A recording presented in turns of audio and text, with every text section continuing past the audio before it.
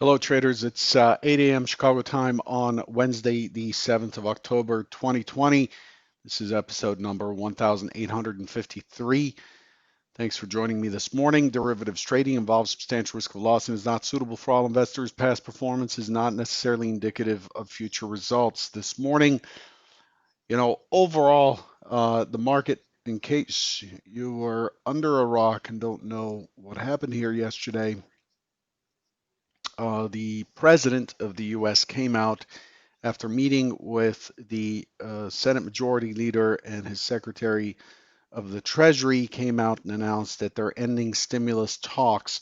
This occurred in the vicinity of 34.20 and a half in the S&P at approximately 2 o'clock, uh, 2 p.m. Eastern time, just before 2 p.m. Central time, actually. And the market moved from 34.20 all the way down to 33.43, about 80 points and a drop, and finished in what was a neutral extreme low. Since then, at about 9 o'clock yesterday evening, Central Time, 10 Eastern, the president came out and said that he is pushing for some stimulus, for some support for the airline industry and for those who are jobless in the short term.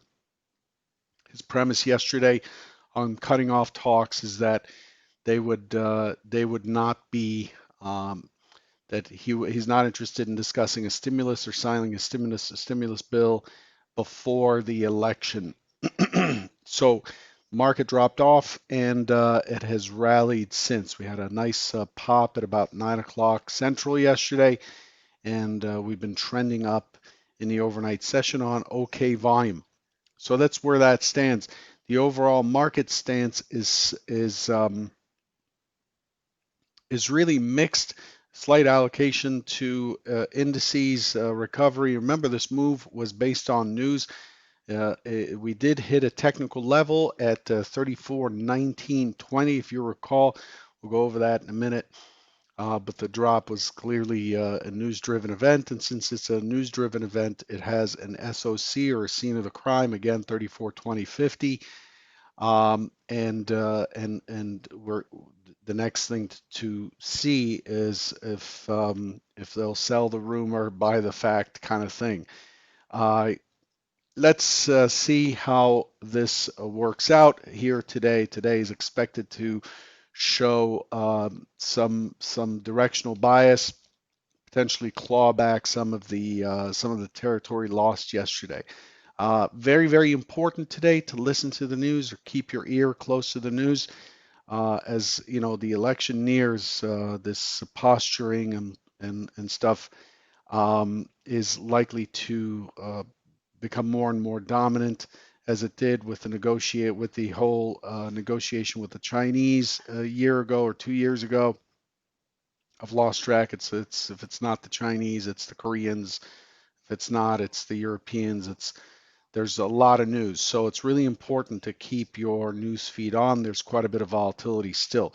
The Russell leads the pack this morning, strong again, up 17.9 points, or 18 points from yesterday's settlement, up 1.14%. The Nasdaq has popped higher, 96.5 points, or 0.86. The S&P is up 24 points, still trading inside of the prior day's range, up 0.72%. The Dow's up 190 points, or 0.7%. The laggard today is crude. Crude is at 39.92, 75 cents lower than where it settled yesterday. Crude also took a hit yesterday, down 1.84%, and gold at 18.92, down $16.70, or 0.87%. So that's where that stands. Again, my purpose here, and I want to be clear about this, is not to sit here and talk politics or take a political position. My political views are my political views, but it's important to relate what's going on to the quality of the auction and the market overall. And clearly, the market's kind of being used by the Fed, which has been parading all week and last week. stating that it has already accounted for about $1 trillion in stimulus before the end of the year. It has already factored that into its decisions, and they've been pushing and talking about. I mean, just yesterday we had Kashkari and Powell come out and talk about how the stimulus is very much needed and needs to come out very soon. And so, shortly after that, about an hour and a half after that, POTUS comes in and says no stimulus talks until the election's over, and he'll pick them up when he gets reelected. So just, people are very sensitive here in terms of speaking about POTUS or whatever, but to me, all politicians are jokers, doesn't matter which side, and we're just pawns. So that's my perspective. In any case, looking at today's calendar, in terms of what's ahead, yeah, okay, so we have Feds barking at 10 Eastern, about a half hour after the open. Then we have crude oil inventories at 10:30. Feds Williams at 2. The FOMC minutes, these likely to move the markets. The FOMC minutes at 2 o'clock. So again, we get Barkin at 10 a.m. Eastern. We get Feds Williams at 2 p.m.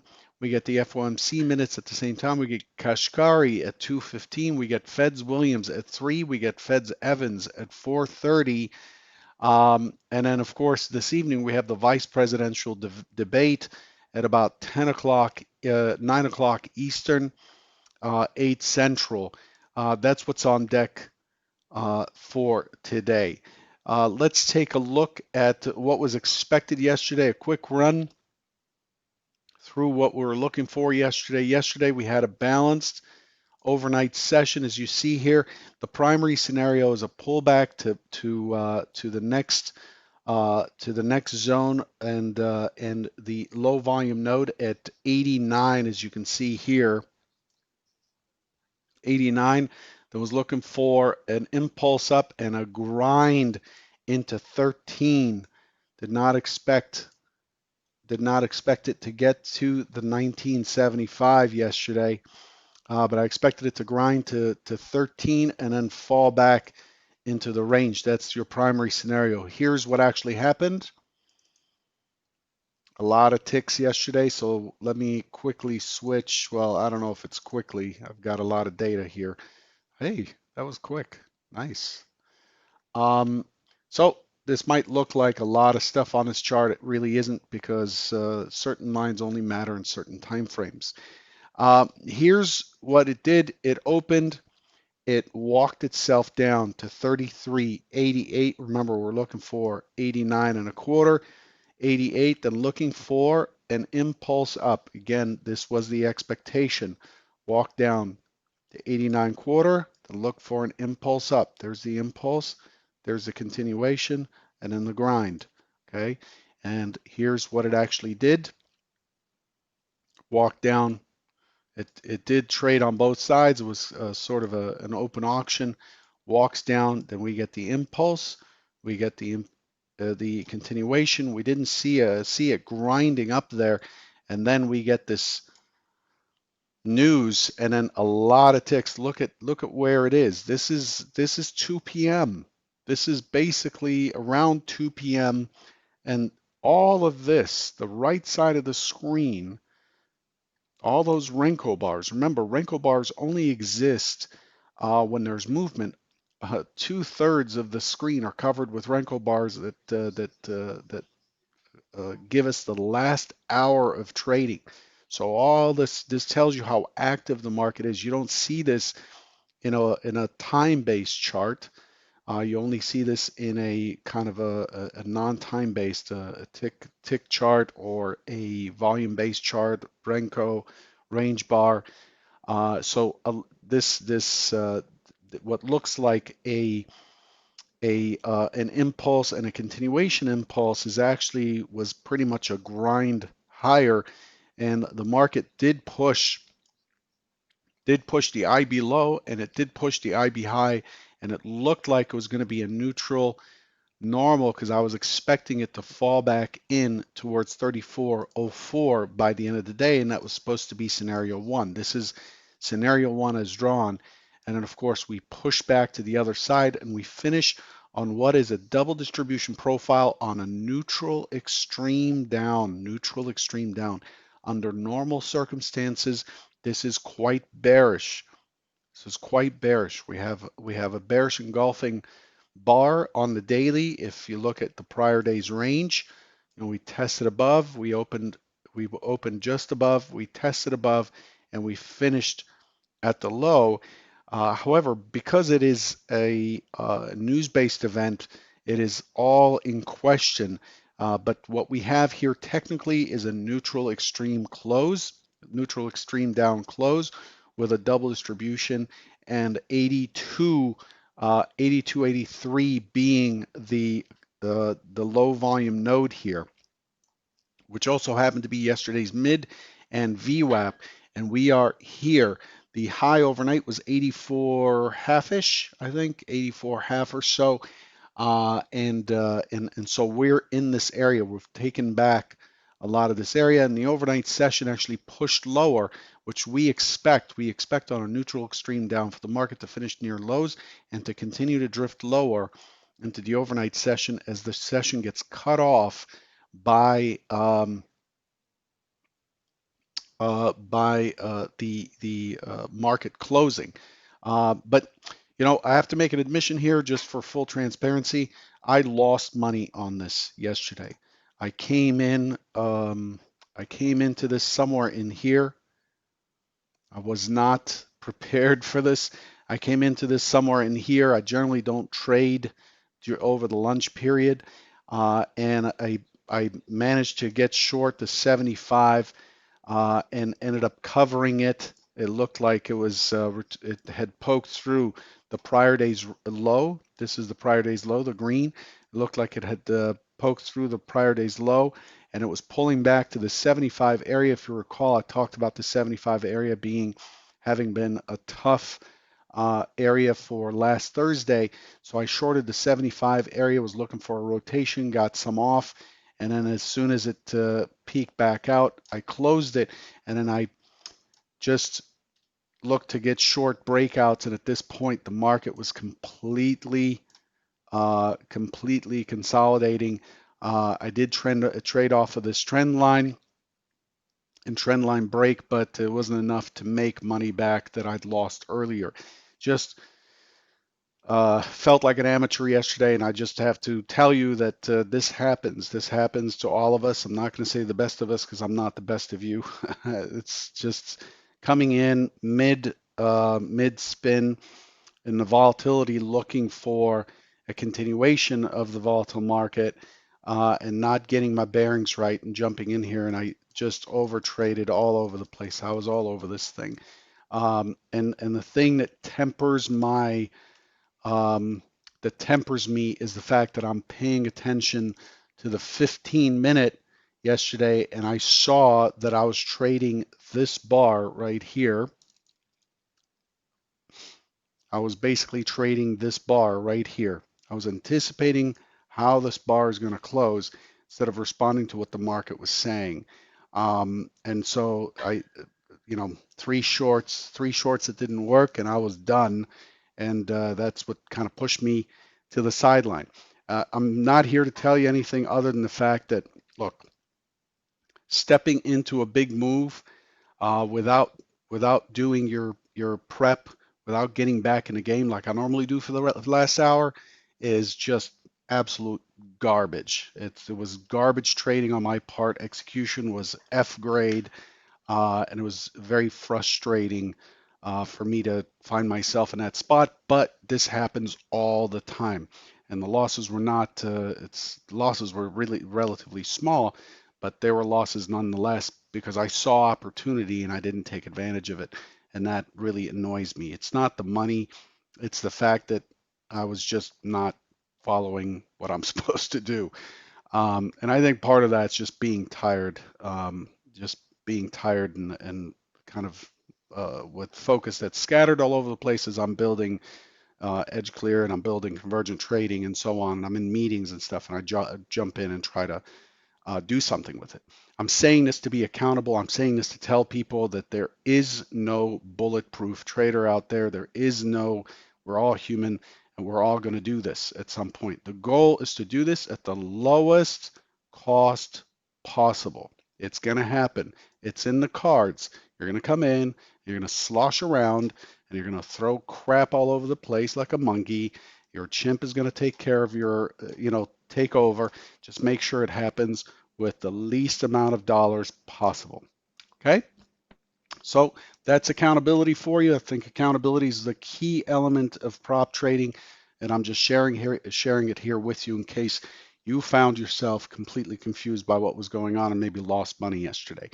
Looking into today, though, very, very interesting how we're set up. So if we move back a little bit, if we move back a little bit and just look at the price action,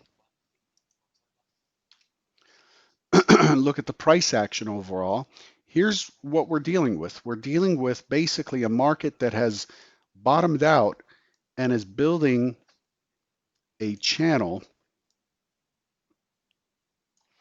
and has tested the other side of the channel in one kind of fell swoop yesterday, and we are moving back towards this part of the channel.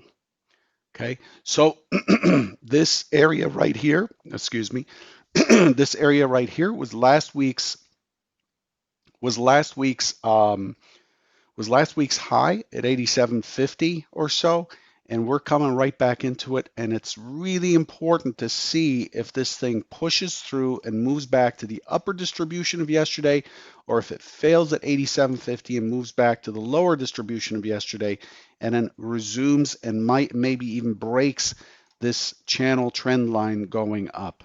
The move up yesterday had okay delta, not so great, but okay, and it pushed against a key area. Remember, 34.19 coming from way back here, 34.19 and 34.14, and it failed from there. This is territory where the sellers could jump right back in and take control, and we'll see how they do. But this is how things are shaping up, right? We've moved and pushed against the 34.40. Remember this high distribution right here, this point of control, the MC point of control. We've pushed into it and we're bouncing off. So buyers have a good base underneath them with this balance, but the sellers also have this 87.50 area, last week's high, and so on to push against as well. So I expect a fairly active open this morning. Again, I expect a fairly active open this morning. We have pretty good volume, 295,000, and we have two distributions with a very clear center point or midpoint around this 80, like I said, 83-ish and 87.50 above. Very, very clear risk reward scenarios here um, to play with. So pay attention on the open today. I'm seeing some pretty consistent buying in the overnight session. The rotations down have been bought up on every attempt. So we'll see how the buyers hold up once the market opens and the equities are in play. So here, if you look at it, the overall play is to the buy side. It's to the buy side, and not seeing terrible liquidity at 87.50 has a little bit of liquidity in it, but overall this is the big picture here. We do have this big offer that came in yesterday at 34.21, just a minute before the POTUS announcement. There was a big offer that just jumped right in and has been stable there, and that becomes the next big test area. Above that, the 3400, 33. The 3395, 3400 area is just above us, but I expect that we are likely to chop around, and I expect it to be relatively volatile chop coming into today's session. So, and then beneath here takes us down to 3327 for the next liquidity pool in the area. Let's take a look at what's expected for today and get you on your way to finalizing your prep for today. Here we go. So what are we looking for today? Today, pretty much all four scenarios and maybe even five scenarios are in play. The expectation this morning is an open that immediately pushes into this 87.50 area and potentially tests the 90. Let me get my stock zones up here. Test this 89.90. Remember, this is the important area. We have 86, 33.86 as a spot for singles.